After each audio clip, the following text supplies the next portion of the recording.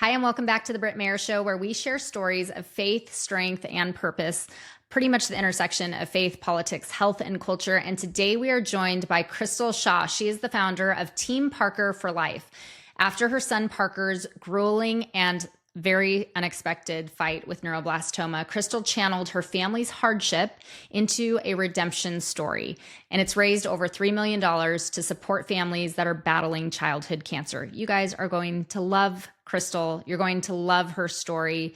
I really enjoyed sitting down with her, and I'm so excited for you to listen to this whole conversation. Her story of steadfast faith and commitment to helping others will inspire you to lean into God's calling in your own life. And this conversation is so important because it's one that really touches home to so many people who have been impacted by childhood cancer as it continues to be on the rise here in our nation. So before we go any further, please subscribe to The Britt Mayer Show on your favorite platform to catch every episode. We really work hard to bring you conversations that matter. And if Crystal's story resonates, then share this episode with your friends, your family, or your church group to help spread the impact of her message. Let's get started.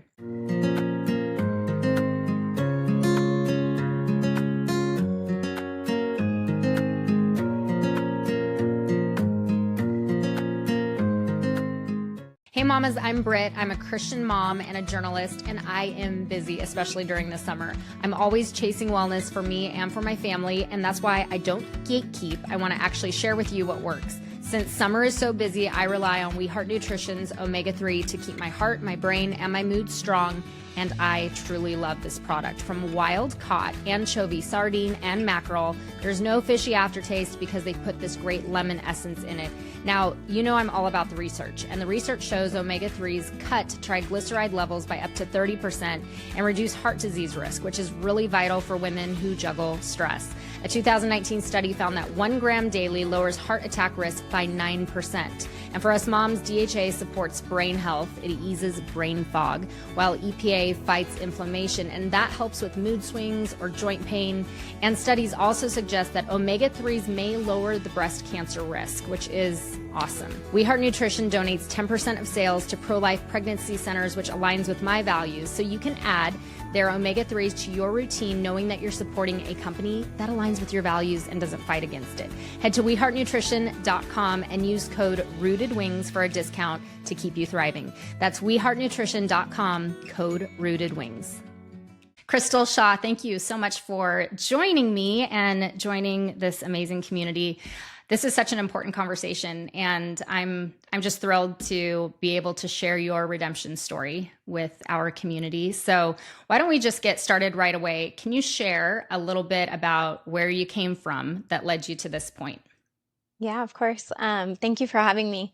Uh, so in 2013, my son Parker, who was at the time 6 years old, was having some weird aches and pains, but nothing that you would really think was a big deal. I mean, kids have these kinds of aches and pains. So he started to tell us that he had hurt his hip and his left hip was hurting, and he had fallen off of a tree swing. And so we didn't think much about it. He had a big bruise. And so we're like, well, yeah, buddy, you have a bruise on your hip. Of course it's going to hurt.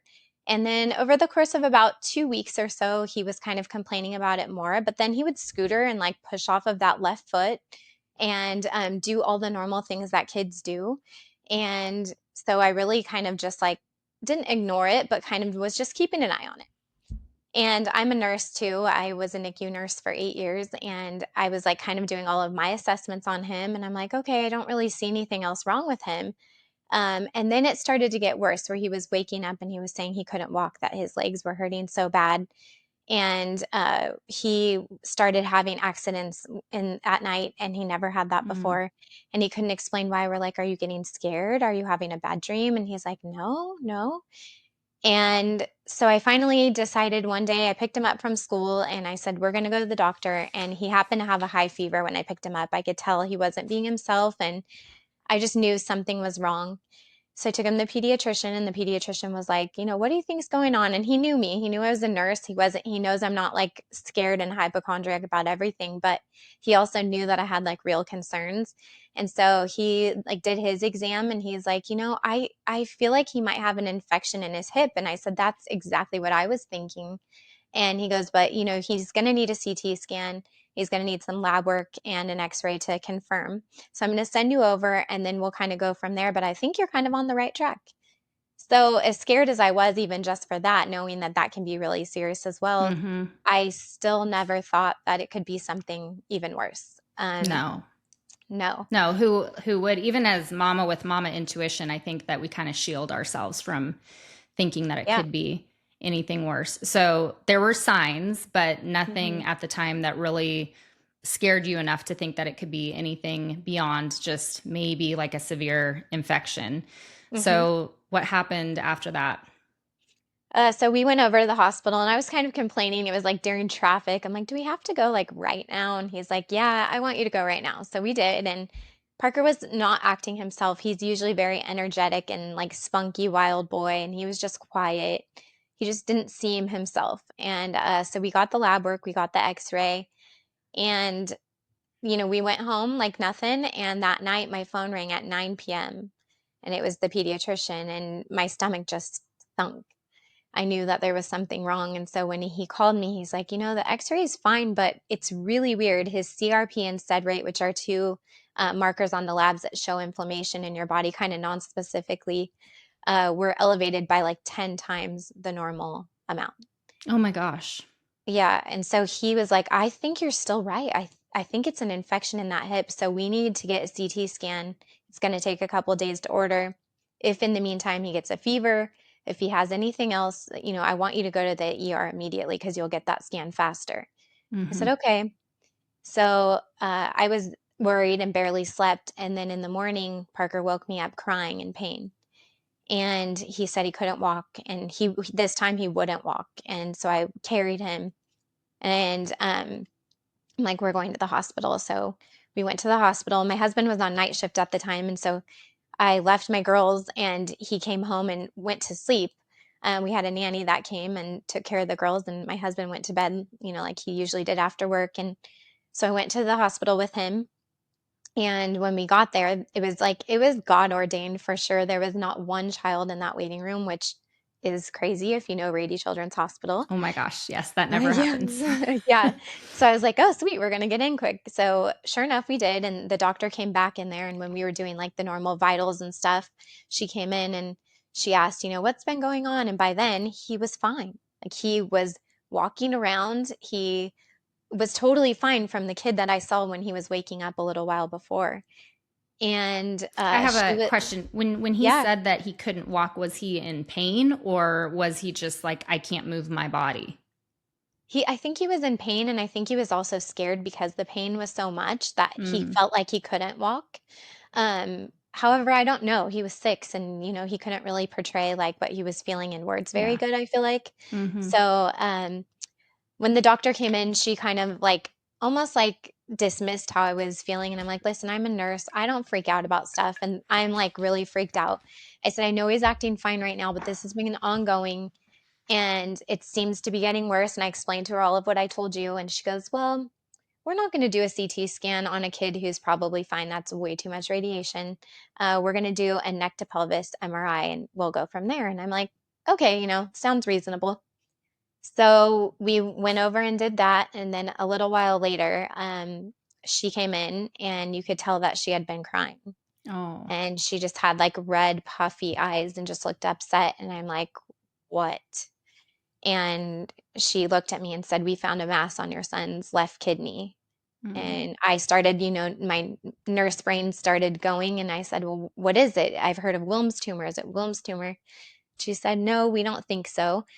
We think it's something that's called neuroblastoma. Mm. And instantly I thought that was like something connected to your brain, but it's not.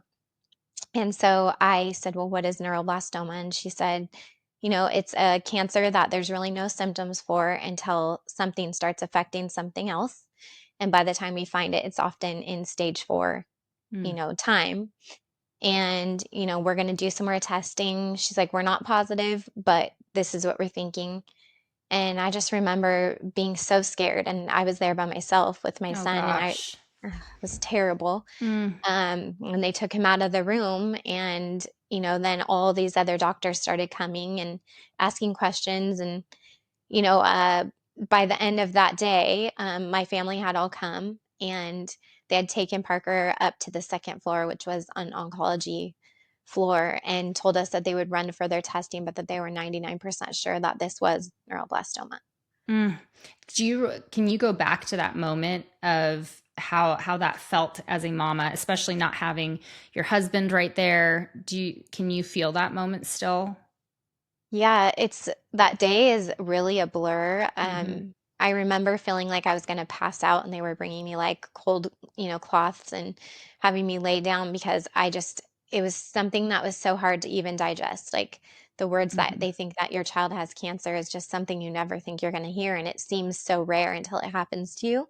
Hmm. So I was terrified. And I remember like praying a lot even that day. Um, and when my family got there, I was just a wreck because, I could tell that they were scared, but trying to be strong for me. And I think we were all kind of still in shock, but also just really worried at what this meant for the future for our son.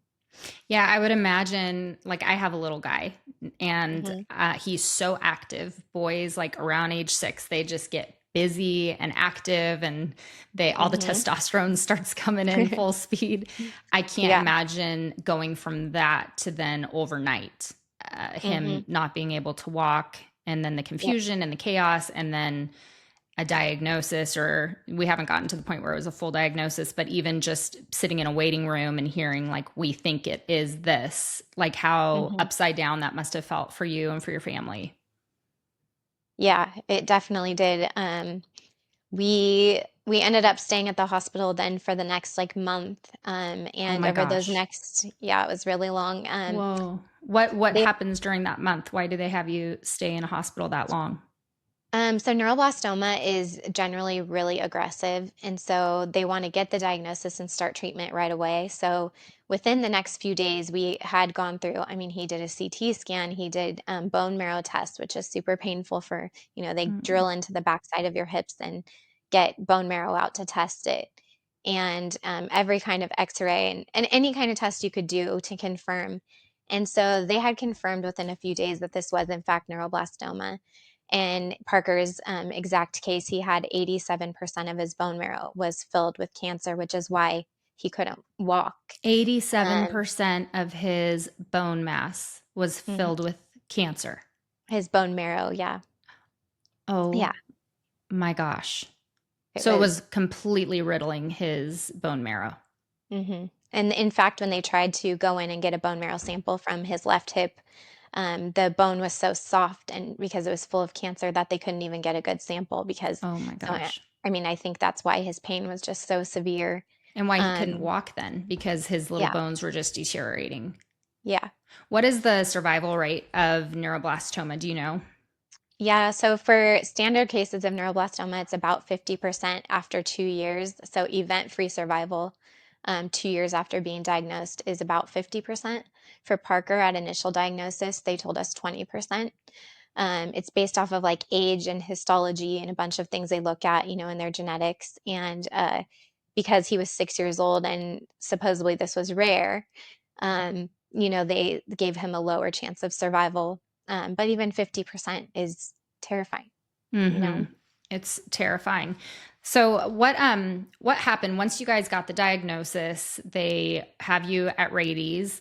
Did Mhm. you guys pursue the traditional medical route? Did you pursue the alternative?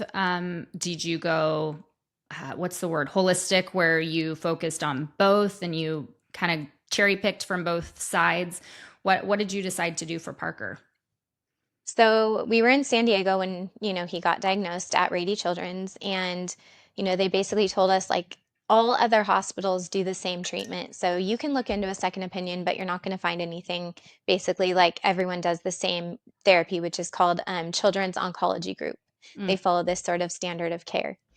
So we didn't really look into it. We were already so scared. And when we started to research his type of cancer, we were just seeing like sad story after sad story. So we kind of just listened and didn't look anymore. And so our plan was to stay with what they had, which was chemotherapy, 6 or 7 rounds, surgery, and then a stem cell transplant, which a stem Mm. cell transplant is where they basically, it's autologous. So they told us they would take Parker's cells out, and they would do this process to them. And then when he was pretty much at the brink of death, they would give him back his cells to get him back to life. And hopefully that would take away his cancer. And I asked several questions like, well, why would you take cancer cells out of someone's body, basically wash them, and then give them back? Like, it only takes one cancer cell for this to Mm. start regenerating. Like, that doesn't really make sense to me. Mm-hmm. And they're like, well, it's possible that it comes back, but we're hoping that the process we do to the cells is maturing them and they're not going to grow and divide the way that they rapidly did before. And I just couldn't fathom that that was the best that we had. Mm-hmm. Um, and if you decide to go holistic, they can actually take your child away. You're not allowed to not do the standard therapy for your kid. Whoa, So what? yeah, it's actually illegal. So if you're younger than 18 years old, you can't do like what adults do and just say, "Hey, we're gonna go the holistic route and try it this way." You can't do it. They will actually get orders to go above your parental rights I and did be not able to know treat. that. Wow. Is that Yeah, California or is that federal law? I think that's federal law because I know other parents in other states who have had the same issue. Yeah, and I think it's federal. That's terrifying. So I know. That's scary. So Yeah, you were basically like the only thing you could look into was what they just told you have to do. So they told you, okay, we have this washing protocol of the cancer cells, and hopefully we when we put him back, he's fine. He's on the brink of death, but hopefully we're good. yeah, You didn't feel right about that, but that's the no. protocol they gave. So what did you end up doing? So initially they said, we needed to start chemo right away. And so we did, and we did our first cycle, and Parker was so sick. I mean, it was awful to see. I've not seen somebody vomit this many times in a Mm. day ever. And just to see his And little he was body, so like, little, just so yeah, little. 6, I mean, teeny tiny. And just him going through all the things that he had to and watching all the kids around us, it was heartbreaking. Yeah. Um, and we also got connected to somebody, and this was like definitely God. Like, a family reached out to my husband, and they had lived in San Diego previously. Their son was also diagnosed with stage 4 neuroblastoma at age 6. And they were told the same things as us. And they were like, how could this be all we have? So they Mm. looked into a hospital called Memorial Sloan Kettering Cancer Center in Manhattan, New York. And we called them to see what they had to offer. And the level of expertise at that hospital was something that you couldn't explain unless you've seen it Mm. firsthand. They have like a team of about 6 doctors who treat solely neuroblastoma every day. Um, and they don't do stem cell transplant where they're bringing you down to the brink of death. They used to do it and they realized, why are we doing this? The survival is not getting better Yeah. and there has to be more. And so their researchers there got a bunch of drugs started that are non-FDA approved. And honestly, that's where cure is at. That's what Mm. we're finding more and more is like the standard of care is old. It's Mm-hmm. 25 years old, and there's barely been any changes to that for most childhood cancers, not just this one. And so we were like, we have to go. So we moved our entire family and my sister, who was also our nanny at the time, to New York. And we lived at the Wow. Ronald McDonald House in New York for about 5 months. Oh my So, gosh. So you were so yeah. committed to this is not what we want to do here at Rady's in San Diego. This doesn't feel right. We Hmm. can't do the functional medicine approach because the state's going to come after our family and take Parker. But there's this amazing opportunity that opens up in New York. And so you guys move out there was he considered a test then, or was he in a trial because it So wasn't he, FDA approved, or how did that work? yeah, so he did some standard treatment. So they do some of the same chemo in the beginning phases, but then they do surgery earlier on because they say the sooner you get out the source tumor, the better it is, which makes total sense that you're not Mm-hmm. letting something grow and keep, making everything Sure. worse. So they take it out earlier. So I think we did cycle 3 of chemo, and then we had a consultation with their surgeon there, and they have a world-renowned surgeon who people come from other countries all over the entire world to see this man. His name is Dr. LaQuaglia. He is amazing. He's such a blessing to parents. And when people are told that there's nothing else that can be done for their child, they often go there and he removes all of the tumor and saves their child. And that Gosh, was the case with incredible. Parker. Like, yeah. And he's so humble. Like, I told him, I'm like, can I hug you? And he's like, you can hug me, but the person you need to thank is up there. Mm. And it just like, yeah, it was so touching because I'm like, he's so humble. He knows like where his gifts come from. Yeah. And And he's so that's what you blessed. pray for when you're a Yes. parent in that kind of a situation. Yep. Wow. Absolutely. So, Um, and I'll have for listeners, I'll put the name of that hospital and doctor in the show notes because I'm sure people are yeah. going to be like, wait, what was that again? What did you say? Yeah. So it'll be in the show notes. Finish listening to this interview. Everything will be in the show notes for you. Um, but let's go on from that. So you're in New York for 5 months, and Mhm. going into it, Parker has a 20% chance of survival from with neuroblastoma. Mhm. What happened? So we ended up, once we were there, we realized how much we wanted to be there and stay there. So that's why we ended up staying 5 months. After his surgery, he was pretty sick for quite a while. Just the recovery is slow. I mean, they basically open up the whole side of his body, deflate his lung to be able to like push everything up and get to the tumor. The doctor there does like also a biopsy of the liver and Mm, really looks at all of your other organs. Parker had disease in like several lymph nodes. I believe the number was like 87 lymph nodes that we never knew about because on the standard scan they didn't even show. my gosh. Um, so we just felt like we were called to be there. So we stayed. We did more chemotherapy, and Parker had resistant disease. And so after like the standard like 6 rounds of chemo, his cancer was still there in a lot of his bones. Mm, The bone marrow had cleared up, but they had some ideas of what they wanted to do to basically get rid of it. And one of the ideas they had is called NK cell therapy. And it's not FDA approved. It was on trial, and Parker would have been the seventh child to ever do it. Um, but it made sense to us, and it was like the less toxic option with the best chances, I guess. promising. Uh, Yes. And so they explained to us, like, basically, my husband and I both got tested, and whoever was the unmatched, like the least like Parker's cells, would be the donor. And my husband was that. And so they took his natural killer cells, like 300 million natural killer cells. They did 3 days of high dose chemo on Parker. And then the fourth day, they infused these natural killer cells to him. And then a week following that, you do what used to be a mouse antibody called 3F8. And it's like a very painful infusion of immunotherapy.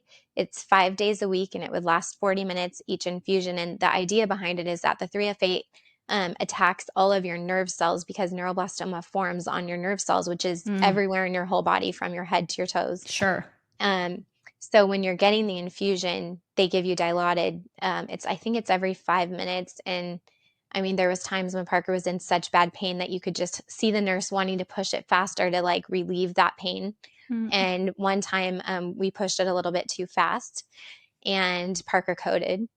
And within seconds, you just see his oxygen dropping 90, 80, 70. And like they had the furniture out of that room and every nurse and doctor in there. And I mean, they were great. They knew exactly what to do because they had wow. done this treatment every day on so many kids. And obviously, he recovered from that. And then 6 weeks later, we found out that that treatment actually took away his cancer. So completely, he was no evidence of disease on It's going to make me January 10th. cry. I know. Me too. Oh It's my gosh. crazy.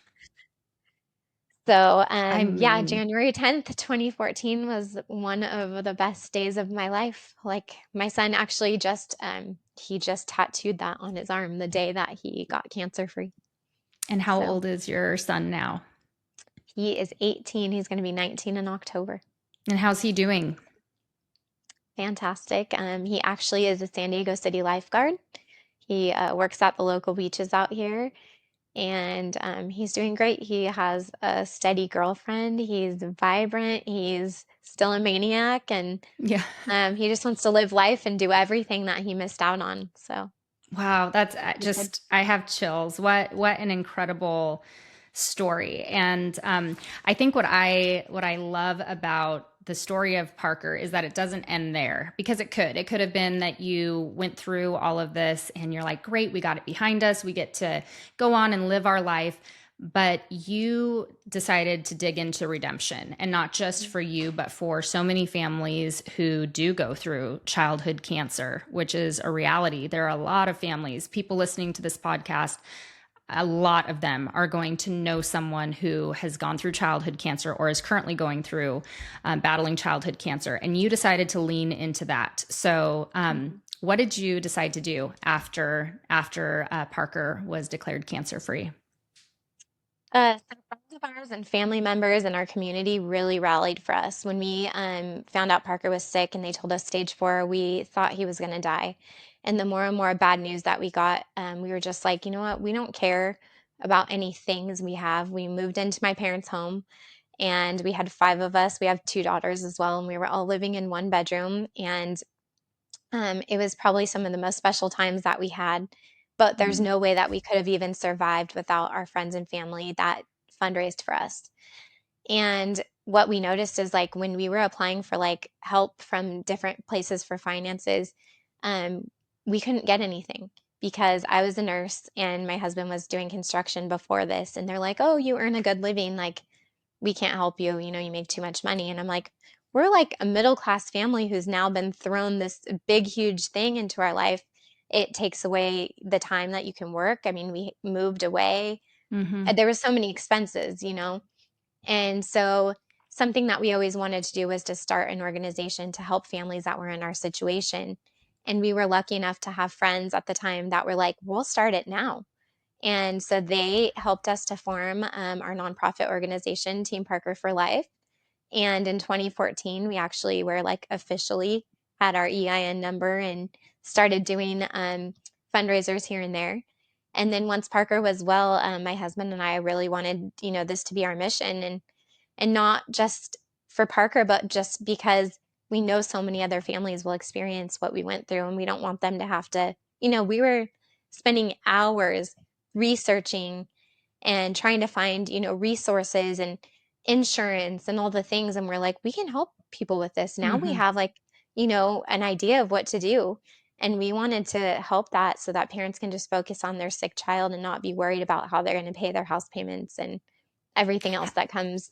How does that work with insurance and with childhood cancer? Like what give us like some tangibles for people who might not understand, like me. I've never gone through this, but Uh-huh. I was looking up some of the statistics, and I know that childhood cancer treatments they can exceed $450,000, which is over 6 times the average U.S. household income.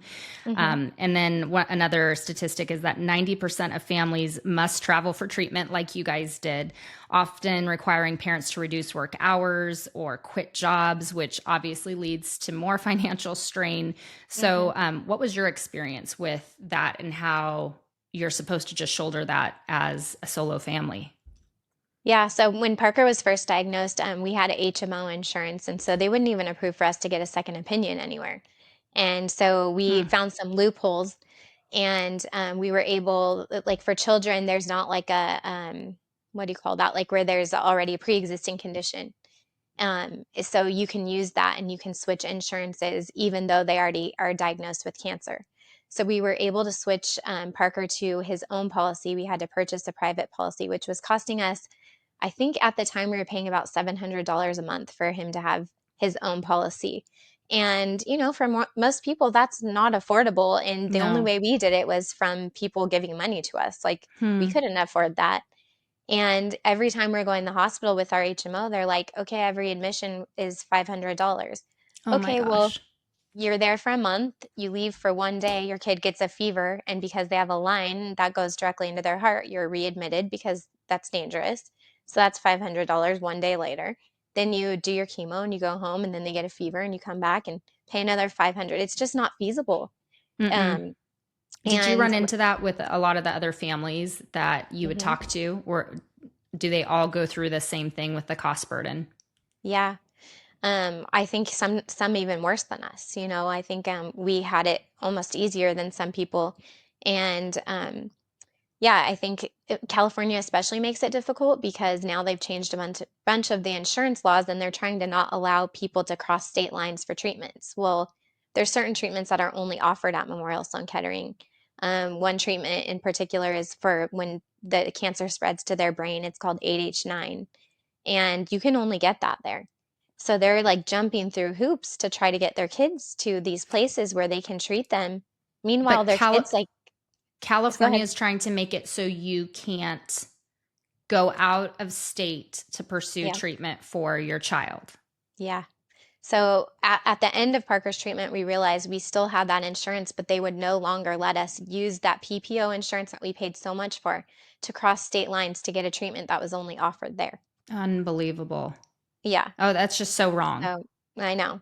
I know. So yeah, that's one thing that we help people to find is I have a really good insurance guy that we use, and he's really good at finding resources for people and trying to help them figure out the best way to navigate that. Because there's so many people that not just go to New York, but there's other hospitals that have other specialties that they need to be, in a different state for, and Absolutely. There that's should be, I think that's the sickest thing. And I shouldn't be surprised, but I am, that California says, sorry, you have a sick kid with cancer.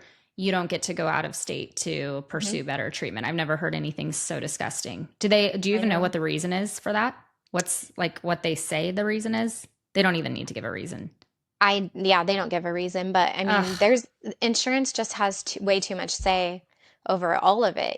There was times that they wouldn't approve for my son to get this scan to know if his cancer was there because they would approve the scan, but not the dye that you need to see the cancer in his body. And I'm like, well, how does that make sense? Like, if you do the scan without the dye, you can't see if there's cancer there anyways. So why would that even make sense? They would try to make us pay out of pocket, and I'd be fighting with these insurance companies all the time when I should have just been enjoying and making memories with my kid, Yeah, and and being my there for him. family. Yeah. Mhm. So for Parker for Life, I know you focus on the financial burden. Do you also focus on helping families navigate the medical process? Because you mentioned the insurance. What all does your organization cover for families? Yeah, so Team Parker for Life has two main in-house programs. One is our Hero for Life program. So families can go to our website and go under our Hero for Life grant, and there they can find an application. And we don't turn anyone down as long as they fit the criteria, which is being 0 to 18 and being in current cancer treatment. We don't base it off of how much money their parents make. It's all based off of need. So we do ask for some, paperwork, but it's very minor, and like a note from the social worker. And then we're able to give gifts as big as $10,000 to different Wow. families. We sometimes are able to pay, depending on where people live. I mean, there's sometimes cheaper rent or mortgage in other states. So we'll pay a few months of their rent or mortgage. We pay for their gas bills, their grocery bills, just whatever we can to relieve some of the strain, even though we want to make their child better. And we know we're working on that too. We just want to be able to fill the gaps so that they can, just focus on their family. So that's one of them. And then we also do our research program. And through that, we've given almost $3 million just in research, and about like 760,000, I think, for our Hero for Life program. Um, and we actually work with Beat Childhood Cancer, another organization, and we have a consortium, and they actually help us to get drugs to the front line for these families that we can later fight for them to be FDA approved once we have all, the kids that are on trial. So I was able to actually be a part of one of the drugs that we've been funding for the last like 10 years, called DFMO. And that drug was like for African sleep sickness, but Hmm. also showed that it helps keep kids in remission for neuroblastoma. And now we found that it's actually working for some brain tumors and other cancers that really need also assistance. And so we were able to get that FDA approved in just a couple years ago, Wow. and now it's available throughout the United States, and they're trying to get it in Europe now. What's So exciting is you mentioned earlier how there's been such a delay in medical advancement when it comes Mhm. to childhood cancer. And so you took this tragedy and you turned it not only in a way to help families who are going through what you went through, but also to help push forward the advancement of medicine, which is really exciting. Does that encourage you? Do you feel like we're moving in the right direction, or what would you like to see more of when it comes to cancer treatment for children? It absolutely makes me encouraged. I mean, I feel excited that we get to help change outcomes for kids. But obviously, I still see the kids that are kids I love passing away, day in and day out, and it kills me. Like, I just want to be able to raise money faster and find more things that are available to test. And so I think like my goal is just to keep growing Team Parker for Life. And one thing that's also unique about Team Parker for Life is that we're all volunteer based. Oh, wow. And we make no money. Everybody is a volunteer, including myself. So the hours that we put in are because we care and it's our passion to really change outcomes for kids fighting cancer. And I will not stop until things are different because it matters to me. It's my whole heart. What would you like to see? Like if you could paint a picture of how you would like to see a childhood cancer be addressed in terms of like how we treat, how we vet for childhood cancer, what as a nurse and as a mom who's been through it, what if you could snap your fingers and change a few things right now, what would you like to see change quickly? Yeah. I think at diagnosis, just them not telling you all the options seems unfair. To not know that there's available of non-FDA approved drugs other places, I would want them to tell you all of your options up front in complete open honesty without worrying if it's going to skew their numbers or if they're going to get paid. I wish that they would put the kids' life first because it matters to their family. I also wish there was more resources in the hospital that would help them with their insurance, that would help to find them help in that kind of way because there's no one there that was doing that for us. Hmm. And I just wish too that it was more mattered more to our government. I mean, kids get 3.8% of the National Health Institute's budget for the entire year of cancer funds. 3%. 3.8%. Mm-hmm. And that's spread between like 18 different types of childhood cancers. There's some that actually get no funding, like 0%.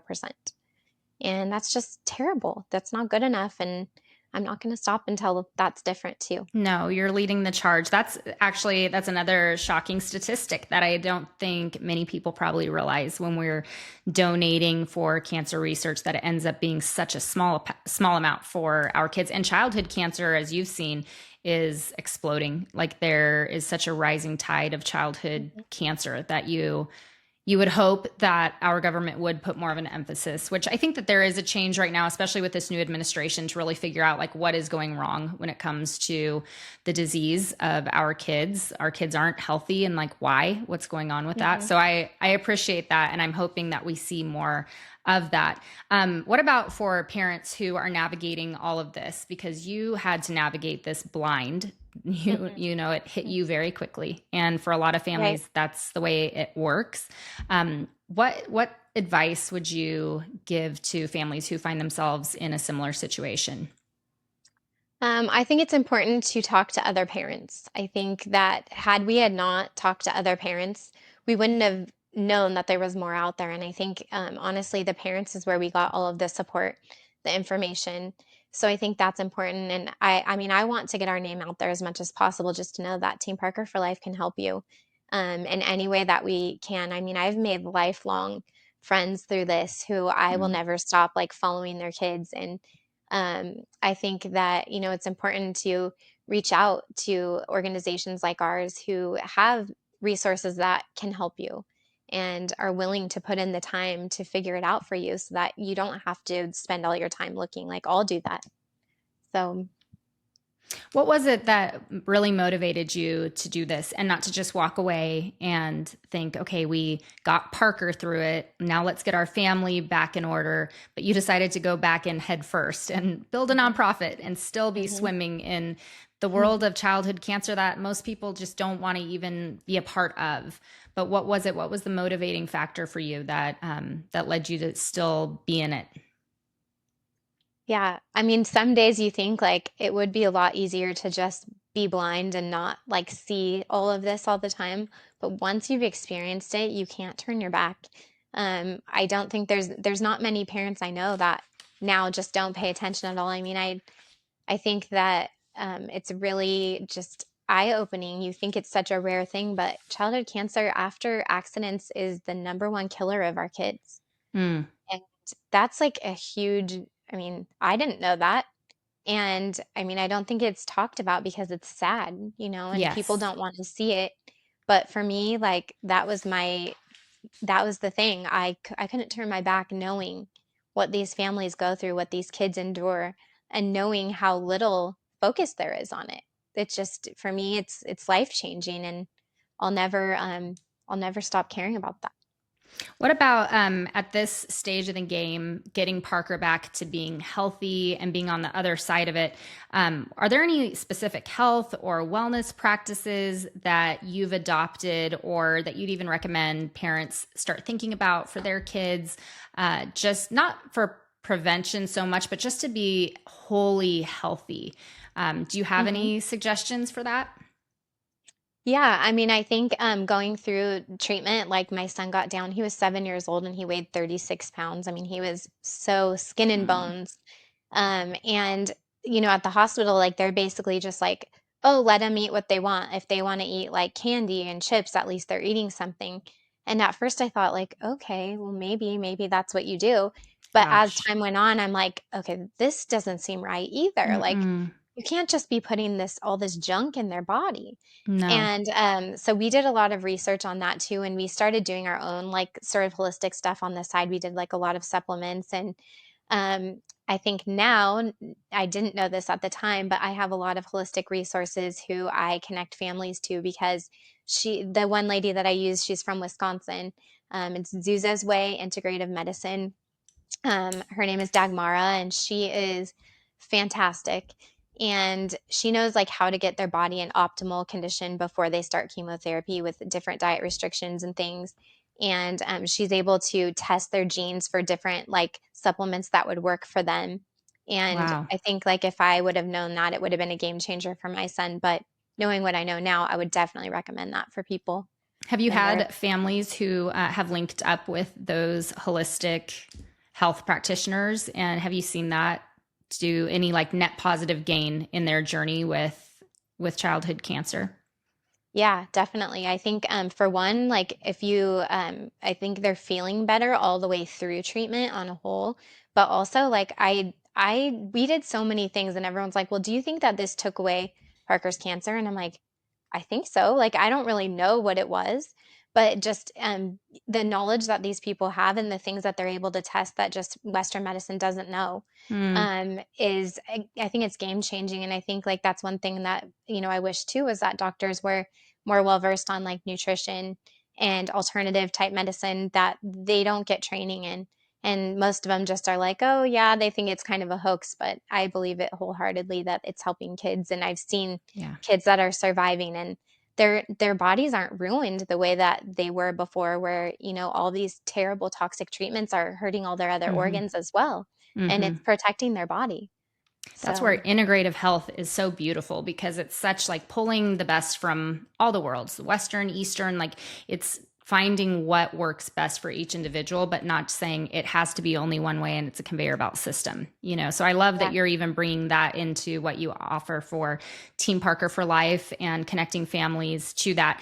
My last question before we close out is your faith. We've hinted at it throughout this conversation, but how did your faith play a role in all of this? Your faith in Christ, how Yeah. did that anchor you in what you went through in the moment and then what you're doing now? Yeah, well, at the very beginning, my husband and I were kind of like baby Christians. Like we had kind of a year before he got sick, both felt led to go to this church that my parents had been inviting us to. And we went, and little did we know that God was preparing our hearts for what we were going to have to go through later. Hmm. And so initially, when my son got sick, I think both my husband and I were angry, and Yeah. we were like, "Why, God? We're trying so hard to like live our life for you." And then now, like, our son is gonna die. Like, Mm. why would this happen? Why do you want my son to be sick? Like, give it to me, you know? Yeah. And I think what took us a little bit to get through that, and we just continued praying together, and we both just like finally one day made the decision that we were gonna choose to glorify God every day through even the hard days, because there was no other way we were gonna get through it, to be honest. Most days I felt like I could probably just curl up in my bed and not get out and just cry. Yeah. But it kept me going, just knowing that I wasn't walking it alone. And Mm. I think that really just knowing that God was going to be with us every step was something that kept us going each day. And we had a Bible verse written on our wall that was Isaiah 41:10, and we would read that together like every single day. And that's just a really special verse to me. I feel like it's really just powerful. And yeah, What is I don't know Isaiah how. 41:10? Before I have to look it up, do you have it in Uh, memory? Yeah, do not fear or be dismayed, for I am your God. I will Yeah. uphold you with my righteous right hand. And So so good. every day, like that, it was true, and we could feel that. And the further we got out from Parker being initially diagnosed, we would definitely like be able to connect the dots. Like, look at what God did in this Mm. situation, you know. And sometimes when you're going through something hard, you don't always see it, but coming out of it, you see all the things that he connected in the ways in which he blessed you, even when they were hard days, you Yeah. know? And he brings you And on so hard now, journeys. Yeah, like that's what I've learned is there are hard journeys the Lord brings you down, but it's so that we can minister and bear each other's burdens. You know, if we mhm, just had happy lives, then we would, I mean, you wouldn't be doing what you're doing right now. What would you be doing yeah. right now? You'd be on a vacation somewhere thinking nothing about childhood cancer. Yeah, exactly. Yeah, but he called you into this.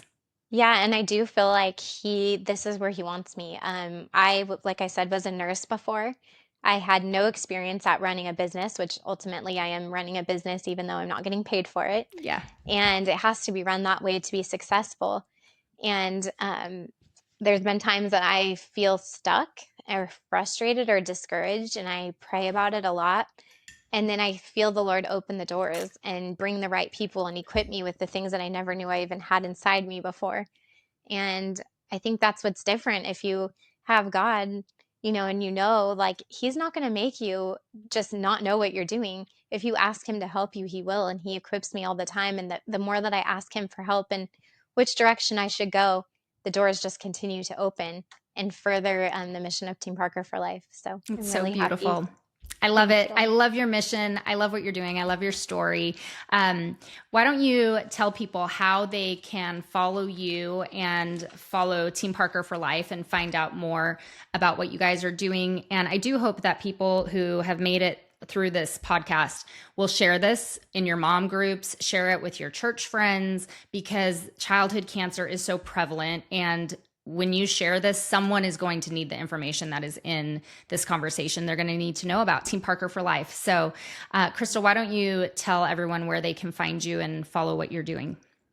Yeah, if you go to teamparkerforlife.org, you can find our website, and there's tons of information and contact stuff on there. We have our annual gala coming up this September 20th. This is our 6th year hosting our gala. And last year we raised almost $800,000 in one night. That all went back to childhood Wow. cancer.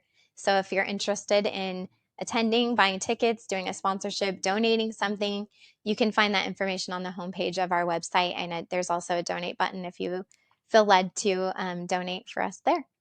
And I'll have all the information in the show notes to make it real easy too. Crystal, thank you so much for sitting down and sharing your journey and sharing all about what you're doing. Thank you. Thank you for having me.